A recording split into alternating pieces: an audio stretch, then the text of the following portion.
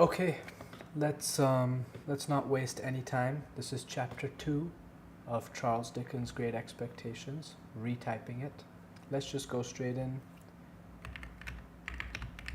My sister, Mrs. Joe Gargery, was more than 20 years older than I, and had established a great reputation with herself and the neighbors because she had brought me up by hand, having at that time to find out for myself what the expression meant, and knowing her to have a hard and heavy hand, and to be much in the habit of laying it upon her husband as well as upon me, I supposed that Joe Gargery and I were both brought up by hand.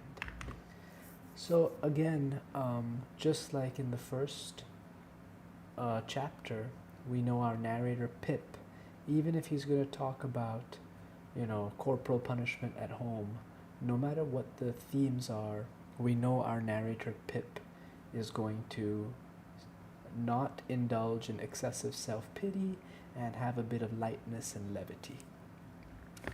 Speaking of levity, she was not a good-looking woman, my sister. Brutal. And I had a general impression that she must have made Joe Gargery marry her by hand. Joe was a fair man with curls of flaxen hair on each side of his smooth face, and with eyes of such a very undecided blue that they seemed to have somehow got mixed with their own whites. What a lovely expression, a very undecided blue. He was a mild, good-natured, sweet-tempered, easygoing, foolish, dear fellow. Sounds great, doesn't he? A sort of Hercules in strength and also in weakness. Lovely description of Joe Gargery. My sister, Mrs. Joe, with black hair and eyes, had such a prevailing redness of skin that I sometimes used to wonder whether it was possible she washed herself with a nutmeg grater instead of soap. Rude.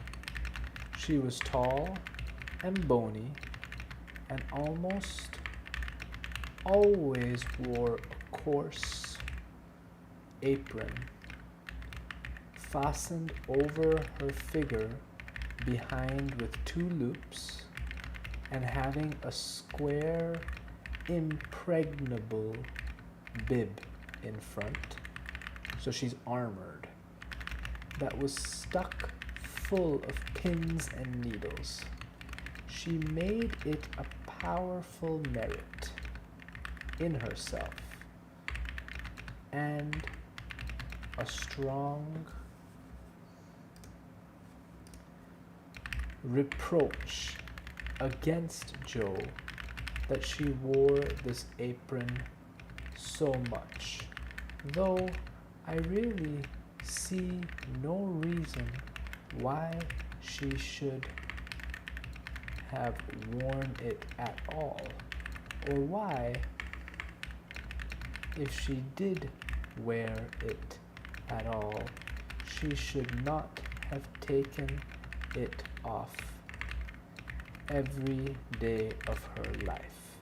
I think it's very good when you're characterizing someone to give them a uniform or a look that is that's always their look. And here her apron is this protective armor, and very suitable for a blacksmith's wife. Joe's forge adjoined our house, which was a wooden house, as many of the dwellings in our country were, most of them at that time. When I ran home from the churchyard, the forge was shut up and Joe was sitting alone in the kitchen. Joe and I being fellow sufferers. I thought my typing would be better today, but I'm taking some time to warm up clearly. And having confidences as such, Joe imparted a confidence to me. The moment I raised the latch of the door and peeped in at him opposite to it.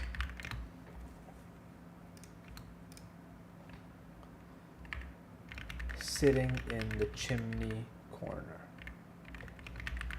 So we see that, there's a bit of summary before we get into our scene, and we go from the churchyard to the house. The interstitial moment of running home has just been skipped over. So, I think the modern conventions just go scene, scene, scene. But it's really helpful to have a little bit of summary. Who is Mrs. Joe? Who is Joe? What's the house like? Because we already have the enigma active of this convict who we met in chapter 1 emerging from the graves. So when you have an active enigma, you've built yourself some time to do some exposition. Now we get into scene though. Mrs. Joe has been out a dozen times looking for you, Pip. And she's out now making it a baker's dozen. Is she? Yes, Pip, said Joe. And what's worse, she's got Tickler with her. At this dismal intelligence, I twisted the only button on my waistcoat, round and round, and looked in great depression at the fire. Tickler was a wax-ended piece of cane, worn smooth by collision with my tickled frame. So even here, contemplating a beating, our narrator Pip has that lightheartedness and levity which makes him so likable. I also like this combination of a sensory detail, like touch of twisting the button round and round, and also a bit of telling us directly the emotional content looked in great depression at the fire. So you can combine feeling with sensory detail. She sat down, said Joe, and she got up and she made a grab at Tickler and she rampaged out. That's a word probably worth looking up its etymology. Where's rampage come from? That's what she did, said Joe, slowly clearing the fire between the lower bars with the poker and looking at it. She rampaged out Pip. Now this is another technique I've noticed, especially with fires. Refer to it multiple times. So Pip enters Joe Gargery's by the fire, then Pip looks at the fire, then Joe Gargery looks at the fire. It is repetition, but it has the effect of sort of warming the room. So it's a very, if you want to create that continuous environment, keep referring to something, rain, for example. Has she been gone long, Joe?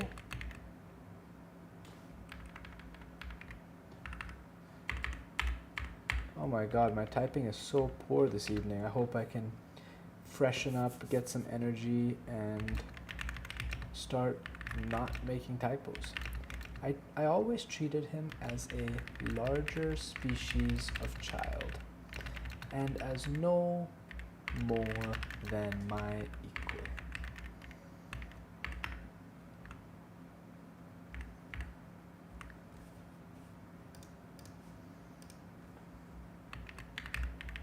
Well, said Joe, glancing up at the Dutch clock.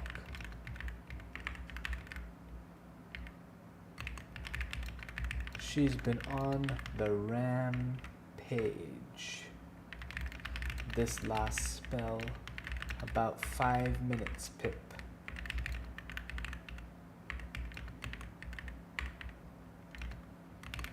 She's coming.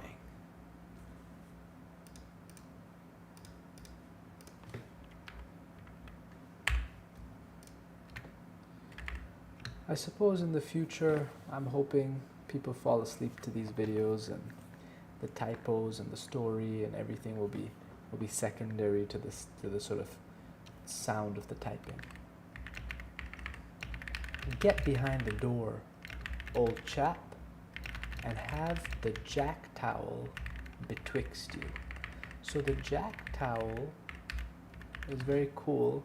The jack towel is sort of a roller with the length of towel, and the idea being that it rolled, and then the dry, you used it, you rolled it, and then for the next use there'd be a dry piece of linen. Then that would dry, then you roll it again. I took the advice. My sister, Mrs. Joe, throwing the door wide open and finding an obstruction behind it, immediately divined the cause and applied tickler to its further investigation. She concluded by throwing me. I often served as a connubial missile at Joe,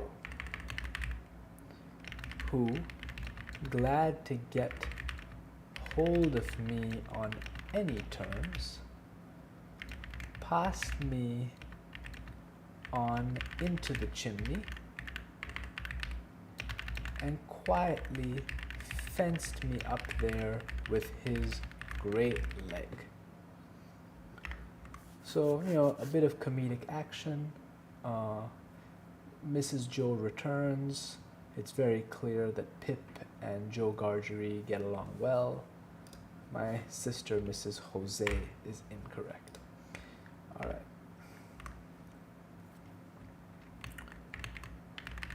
Where have you been, you young monkey? Said Mrs. Joe, stamping her foot. Tell me directly what you've been doing to wear me away with fret and fright and worrit, or I'd have you out of that corner if you was 50 pips and he was 500 gargeries.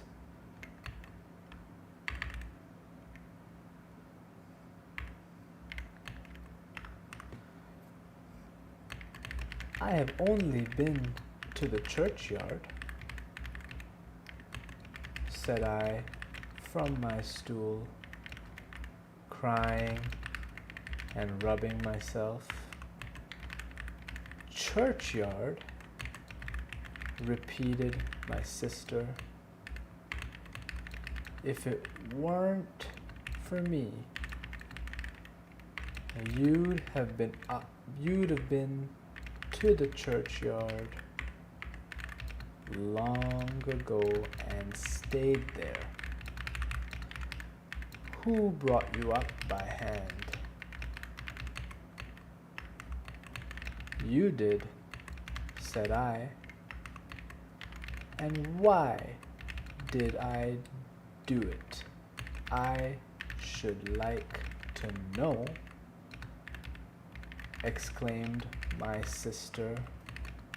I whimpered, I don't know. Poor Pip.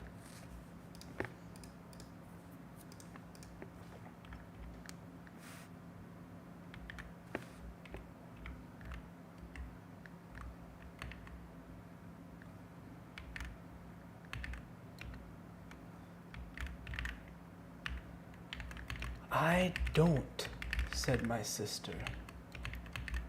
I'd never do it again. I know that. I may truly say I've never had this apron of mine off since born you were. It's bad enough to be a blacksmith's wife, and him a gargery,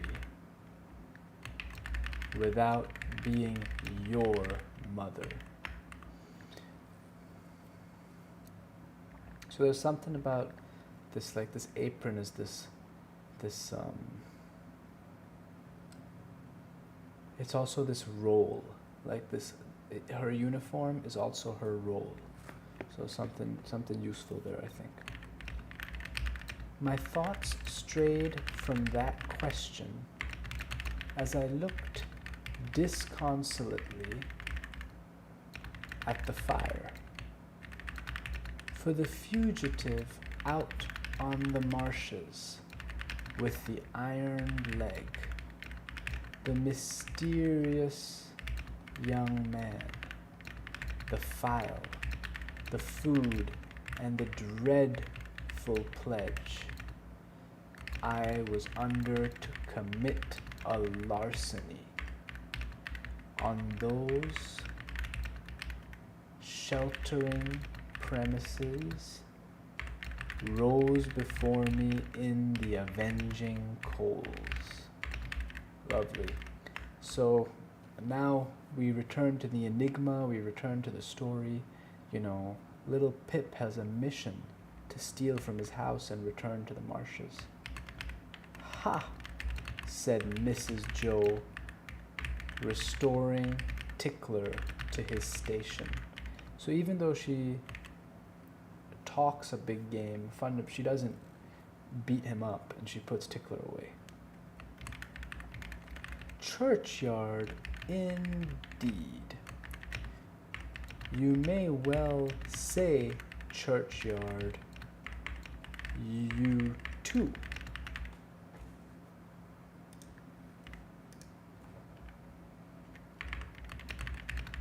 One of us, by the by, had not said it at all. So Joe Gargery and Pip get lumped together a lot. You'll drive me to the churchyard betwixt you one of these days, and oh, a precious pair you'd be without me. As she applied herself to set the tea things, Joe peeped down at me over his leg, as if he were mentally casting me and himself up, and calculating what kind of pair we practically should make under the grievous circumstances foreshadowed. After that, he sat feeling his right side flaxen curls and whisker, and following Mrs. Joe about with his blue eyes, as his manner always was at squally times. Squally being, I feel like in these older books we have so much more nautical language and nautical terminology. So that's where squally comes from sudden waves. My sister had a trenchant way of cutting our bread, trenchant being incisive or powerful, and butter for us, that never varied.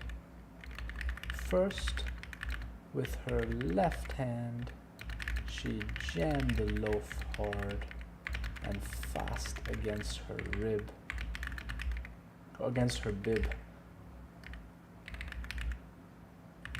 where it sometimes got a pin into it, and sometimes a needle, which we afterwards got into our mouths. So just some classic Dickensian humor, slightly absurd, the idea of eating pins and needles in this bread, and this exaggerated gesture. Then she took some butter, not too much, of course not. This is a household where economizing is important, on a knife, and spread it on the loaf in an apothecary kind of way, as if she what? As if she were making a plaster, using both sides of the knife with a slapping dexterity, and trimming and molding the butter off round the crust. Then she gave the knife a final smart wipe on the edge of the plaster, and then sawed a very thick round of the loaf, which she finally, before separating from the loaf, hewed into two halves, of which Joe got one and I the other. On the present occasion, though I was hungry, I dared not eat my slice. I felt that I must have something in reserve for my dreadful acquaintance.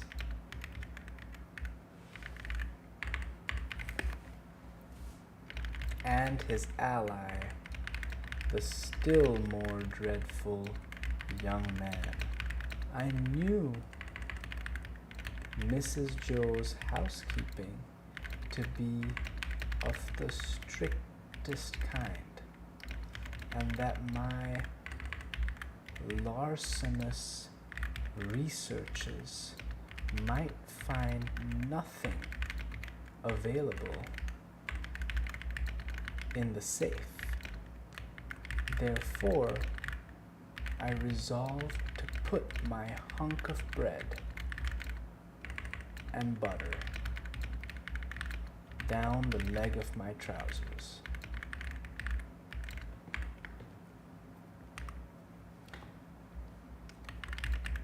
The effort of resolution necessary to the achievement of this purpose I found to be quite awful. It was as if I had to make up my mind to leap from the top of a high house or plunge into a great depth of water. I like this, you create a secondary goal sequence. So there's a larger goal sequence of getting all the food and the file to his dreadful acquaintance. But within that, you create a more immediate goal sequence. How do I discreetly hide this hunk of bread and butter? And it was made the more difficult by the unconscious Joe. In our already mentioned Freemasonry as fellow sufferers, why can't I type this evening? I don't know. And in his good-natured companionship with me, it was our evening habit to compare the way we bit through our slices by silently holding them up to each other's admiration now and then. You really get a sense of how companionable Pip and his sister's husband are. They have a very sweet relationship. Why don't I just pause here, have a sip of tea, so that I stop making all these typos.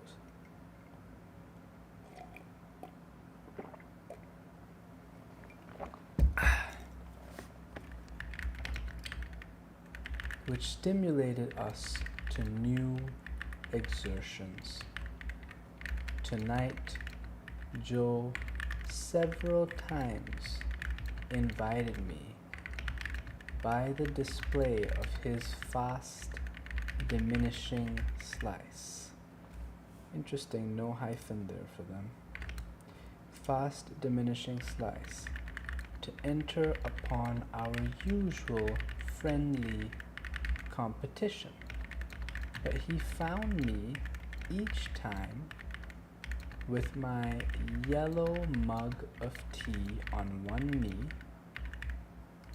and my untouched bread and butter on the other. At last, I desperately considered that the thing I contemplated must be done, and that, very tense to know how does he steal this bread. It had best be done in the least improbable manner consistent with the circumstances.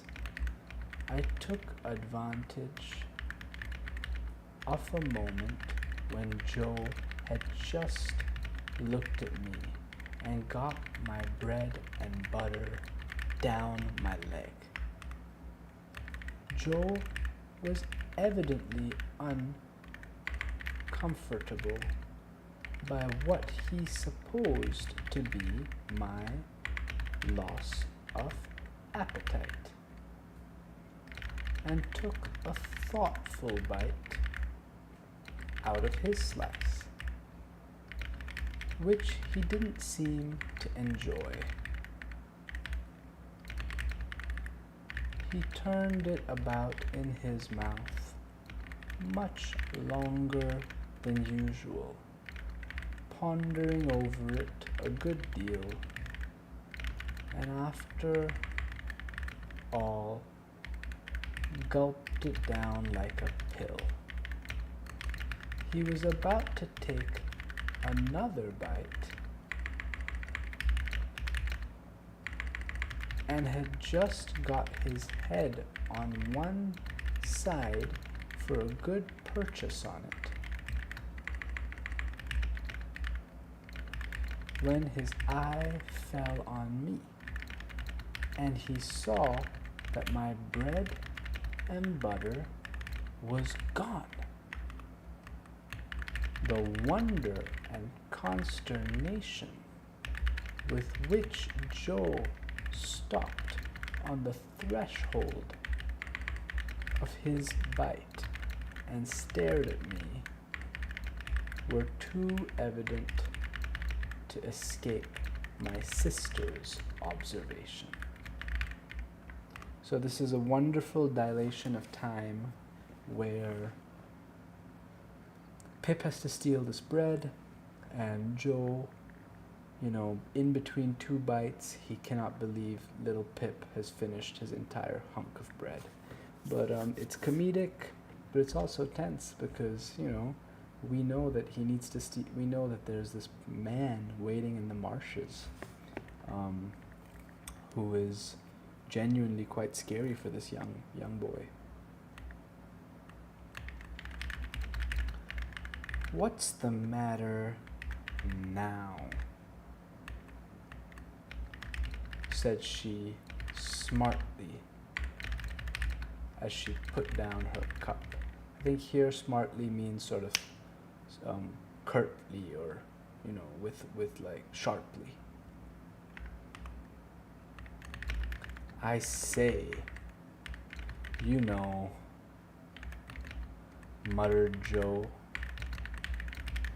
shaking his head at me in very serious remonstrance. "Pip, old chap, you'll do yourself a mischief. It'll stick somewhere. You can't have chawed it, Pip."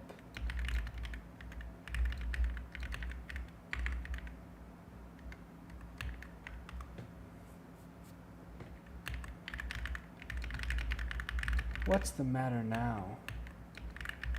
repeated my sister more sharply than before.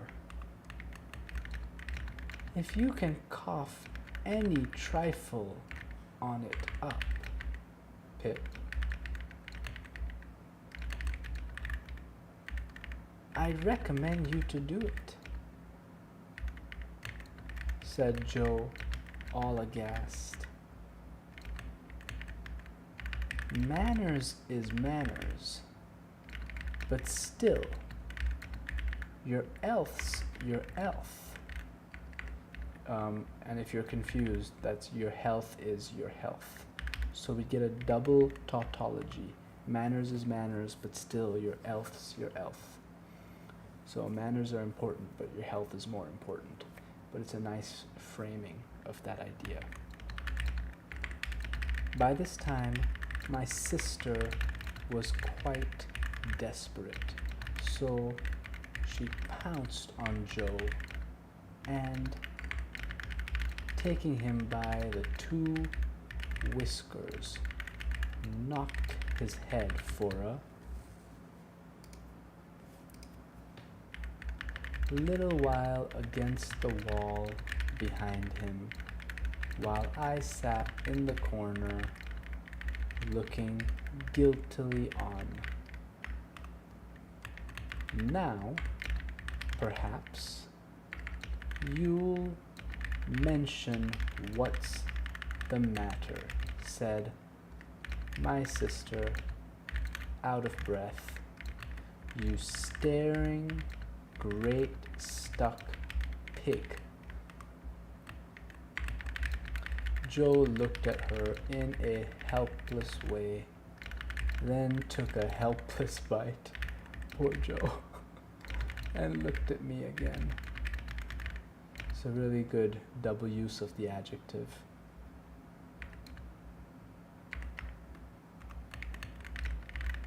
You know, Pip, said Joe solemnly, with his last bite in his cheek, and speaking in a confidential voice, as if we two were quite alone. You and me is always friends, and I'd be the last to tell upon you. Anytime. But such a...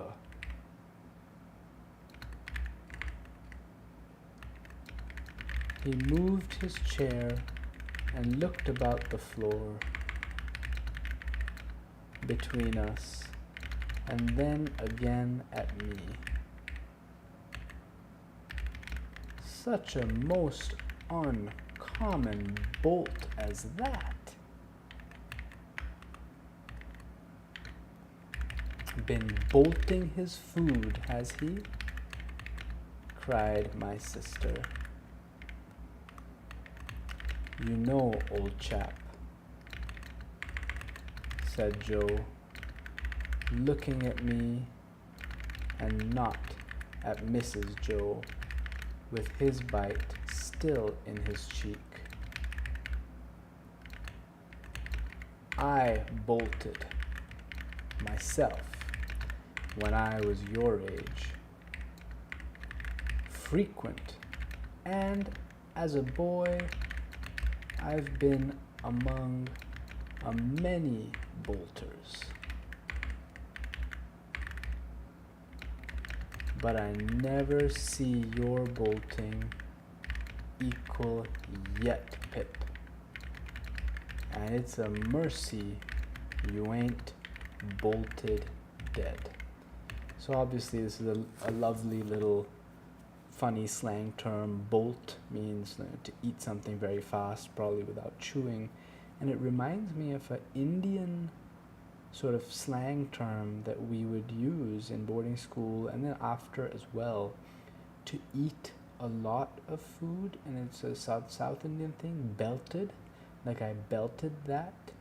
And it's both like fast, eating something fast, but also the idea of undoing your belt so you can make more room. So it's funny to see bolted and belted. Yeah, just an aside. My sister made a dive at me and fished me up by the hair, saying nothing more than the awful words, "You come along and be dozed." Uh-oh, what's happening? Some medical beast had revived tar water in those days as a fine medicine, and Mrs. Joe always kept a supply of it in the cupboard, having a belief in its virtues correspondent to its nastiness. There are so many medicines like this where we believe its effectiveness is inversely proportional to its taste. And I looked this up earlier. Tar water is made from, I think, pine tar, so it must be quite nasty. At the best of times, so much of this elixir was administered to me as a choice restorative, that I was conscious of going about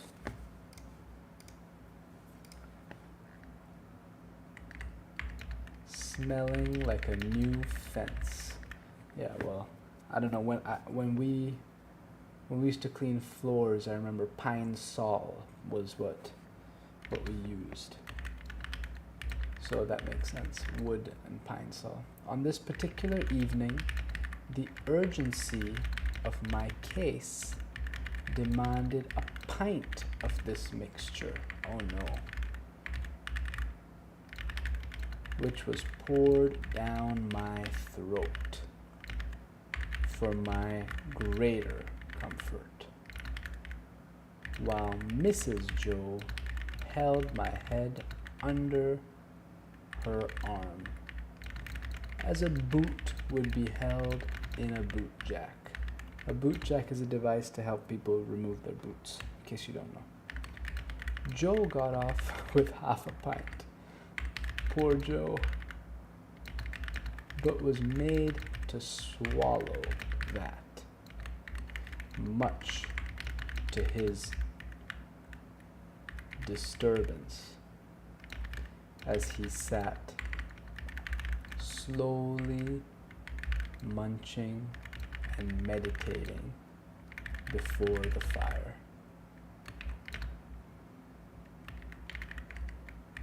Because he had had a turn.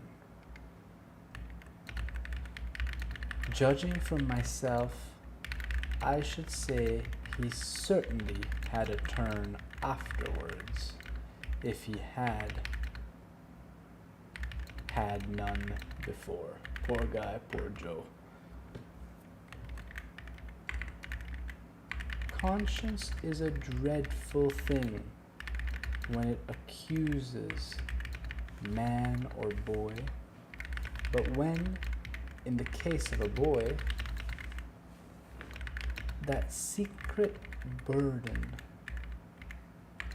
cooperates with another secret burden down the leg of his trousers, it is, as I can testify, a great punishment. So he's got the literal burden and the metaphorical burden. The guilty knowledge that I was going to rob Mrs. Joe. I never thought I was going to rob Joe, for I never thought of any of the housekeeping property as his, united to the necessity of always keeping one hand on my bread and butter as I sat, or when I was ordered about the kitchen on any small errand, almost drove me out of my mind. Poor kid having to go through all of this stuff with a hunk of bread down his trouser leg. I think Dickens does a lot of good physical comedy, which is obviously underrated and something to incorporate more of. Then, as the marsh winds made the fire glow and flare,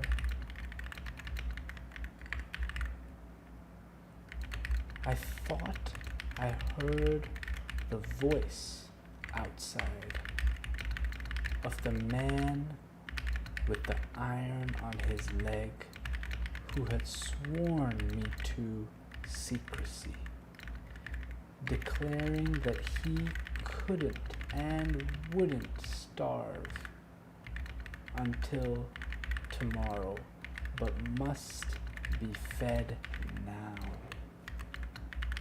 At other times I thought, what if the young man who was with so much difficulty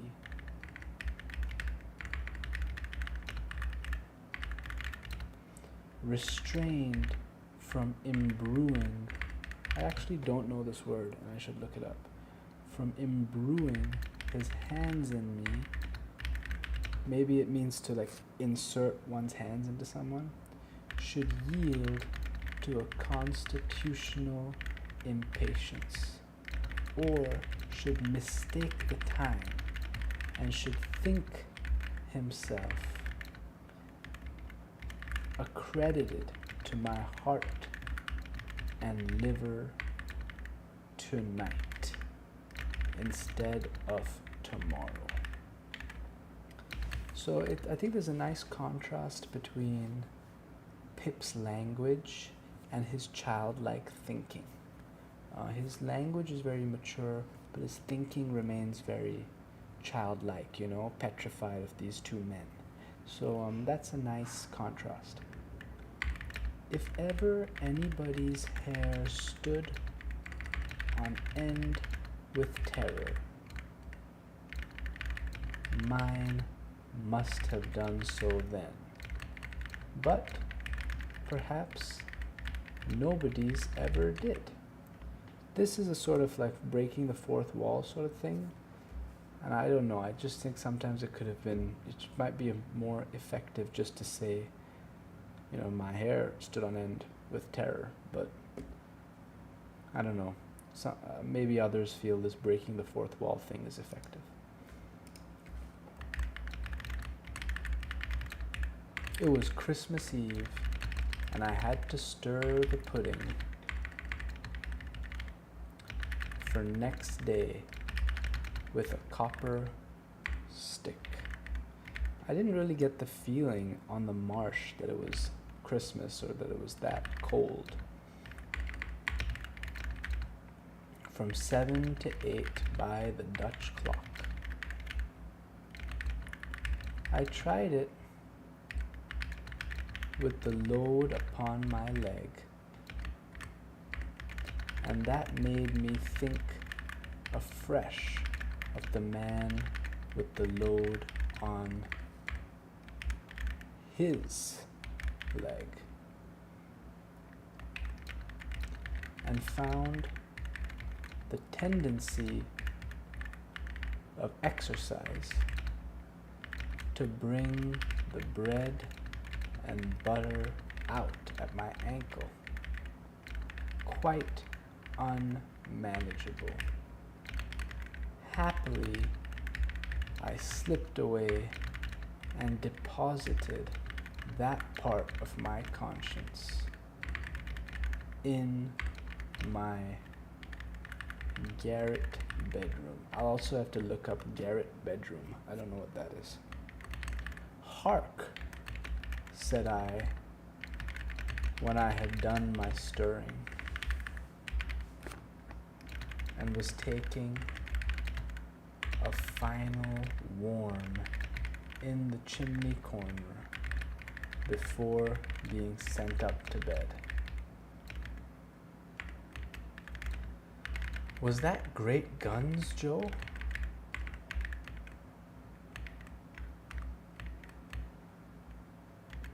Ah, said Joe.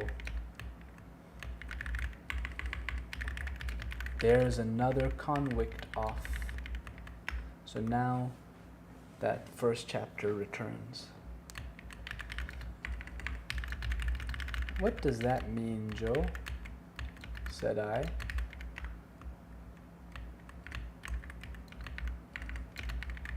Mrs. Joe, who always took explanations upon herself, said snappishly, escaped.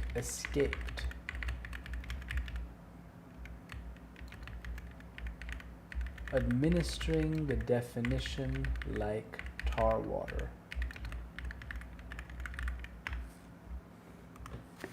I will have some tea, try and get administering the tea to get rid of all these typos. I thought with this being the second stream I'd have fewer, but it feels like I have more.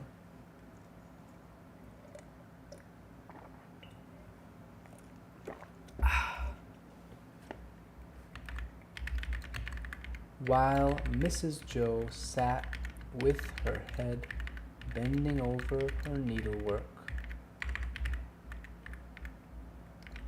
I put my mouth into the forms of saying to Joe, "What's a convict?" Joe put his mouth into the forms of returning such a highly elaborate answer that I could make out nothing of it but the single word pip. That's so sweet. They're trying to have a conversation with each other just through mouthing the words. It really shows how close they are with each other. And Joe Gargery must be a very nice man to raise his wife's younger brother at a time of, I'm sure, economic difficulty. "There was a convict off last night," said Joe aloud, "after sunset gun, and they fired warning of him. And now it appears they're firing a warning of another." "Who's firing?"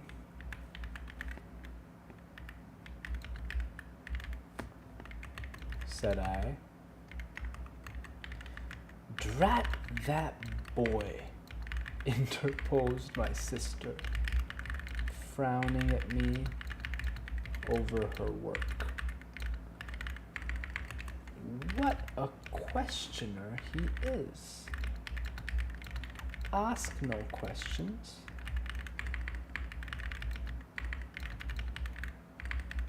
And you'll be told no lies." I do love this idiom, ask no questions and you'll be told no lies. I enjoy it. I think there's a realpolitik to it. It was not very polite to herself. I thought, to imply that I should be told lies by her even if I did ask questions. But she never was polite unless there was company.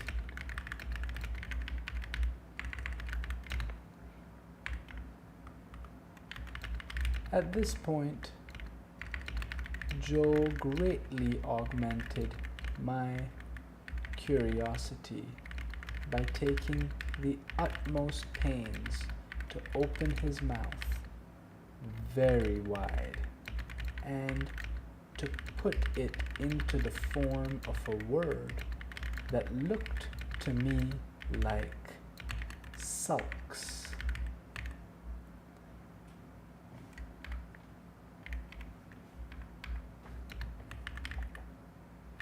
Therefore, I naturally pointed to Mrs. Joe and put my mouth into the form of saying, "Her?" But Joe wouldn't hear of that at all, and again opened his mouth wide, very wide, and shook the form of a most emphatic word out of it. But I could make nothing of the word. I think this way of delivering the information dramatizes the exposition of the prison boats. "Mrs. Joe," said I, as a last resort. I should like to know, if you wouldn't much mind, how sweet, where the firing comes from. Lord bless the boy, exclaimed my sister, as if she didn't quite mean that, but rather the contrary. From the hulks. Oh, said I, looking at Joe. Hulks. Joe gave a reproachful cough, as much to say, well, I told you so. And please, what's hulks? Said I.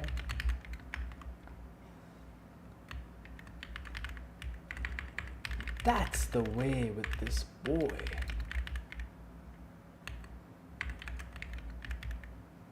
Exclaimed my sister, pointing me out with her needle and thread, and shaking her head at me. Answer him one question, and he'll ask you a dozen directly. Directly here probably meaning right after. Hulks are prison ships, right across the meshes. We always used that name for marshes in our country. Country presumably meaning that part of England. I wonder who's put into prison ships and why they're put there, said I, in a general way and with quiet desperation. It's funny to see this phrase, quiet desperation, in this context, because I believe it was Graham Greene who said that Englishmen live lives of quiet desperation. So perhaps he got it from here. I think it was Graham Greene. I'll have to ask my dad. He's the one who told me that. He may be watching this. He can tell me. It was too much for Mrs. Joe, who immediately rose. I'll tell you what, young fellow, said she, I didn't bring you up by hand to badger people's lives out. It would be blame to me and not praise if I had. People are put in the hulks because they murder, and because they rob and forge and do all sorts of bad, and they always begin by asking questions. Now you get along to bed. That's genuinely funny. I was never allowed a candle to light me to bed, and as I went upstairs in the dark, with my head tingling from Mrs. Joe's thimble having played the tambourine upon it, to accompany her last words.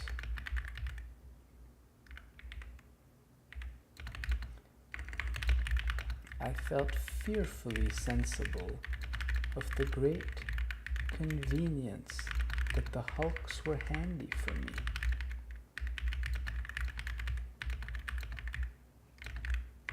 I was clearly on my way there. I had begun by asking questions, and I was going to rob Mrs. Joe. What's next? Murder? Since that time, which is far enough away now, I have often thought that few people know what secrecy there is in the young under terror. So true, so true. Also, this is again that temporal control. We know that this is Pip in first person talking about a time in the distant past. No matter how unreasonable the terror, so that it be terror. Sort of another tautology. Unreasonable terror is terror. I was in mortal terror of the young man who wanted my heart and liver. I was in mortal terror of my interlocutor with the iron leg. I was in mortal terror of myself, from whom an awful promise had been extracted. I had no hope of deliverance through my all-powerful sister.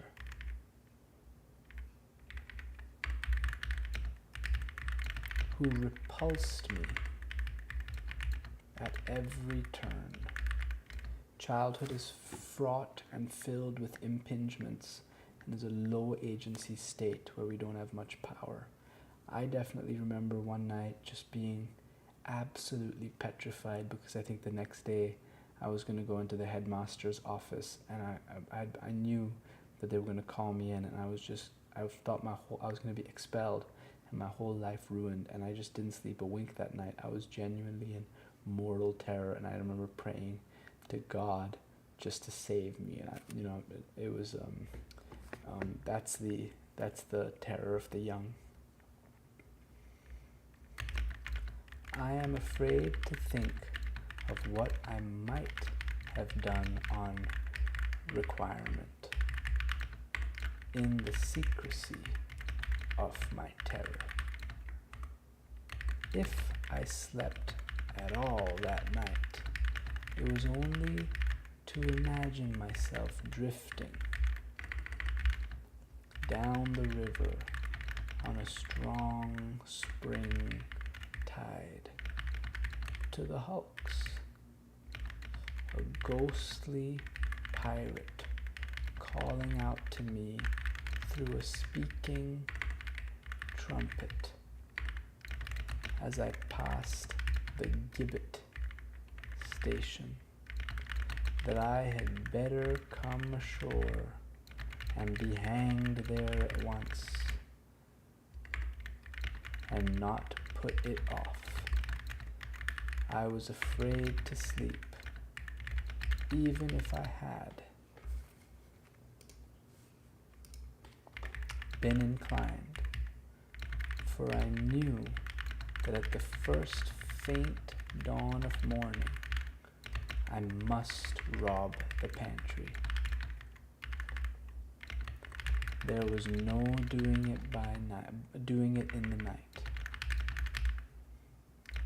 for there was no getting a light by easy friction then. So this was a pre-matchbox era, he's saying. To have got one, I must have struck it out of flint and steel, and have made a noise like the very pirate himself, rattling his chains. I think this pirate and gibbet image is very, very powerful for a young child. As soon as the great black velvet pall outside my little window was shot with gray, I got up and went downstairs. Every board upon the way and every crack in every board calling after me, "Stop, thief!" and "Get up, Mrs. Joe!"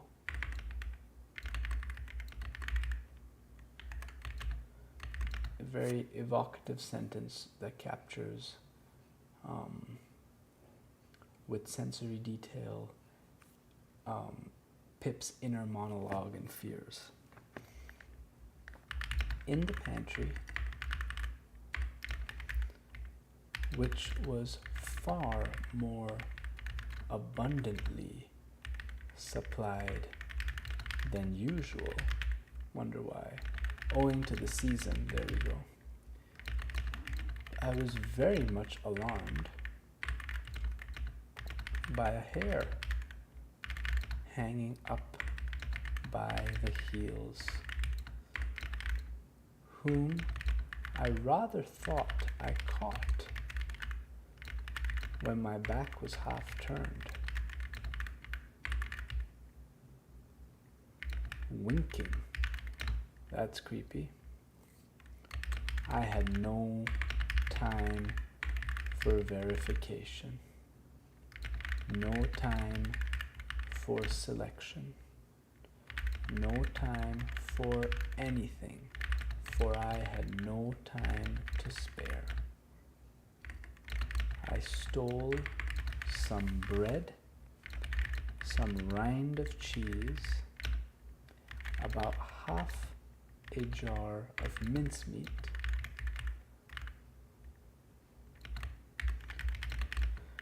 which I tied up in my pocket handkerchief,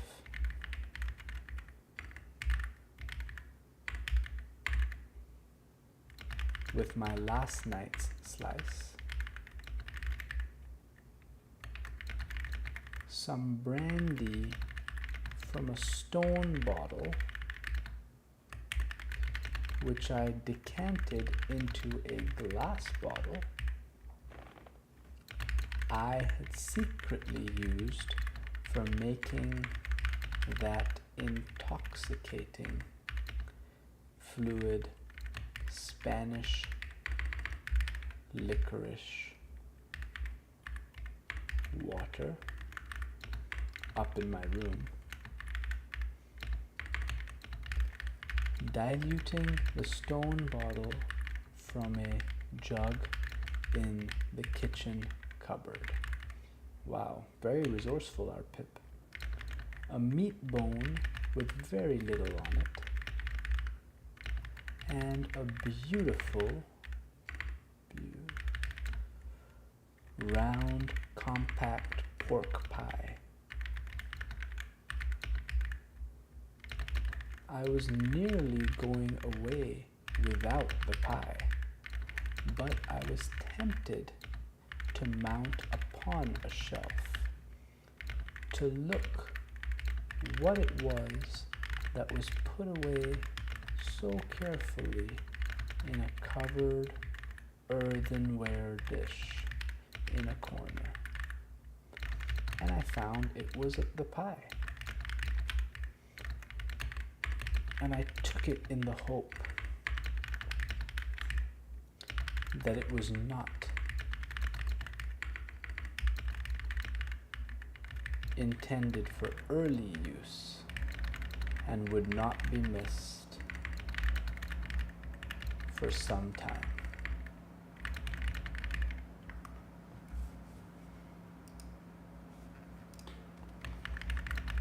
There was a door in the kitchen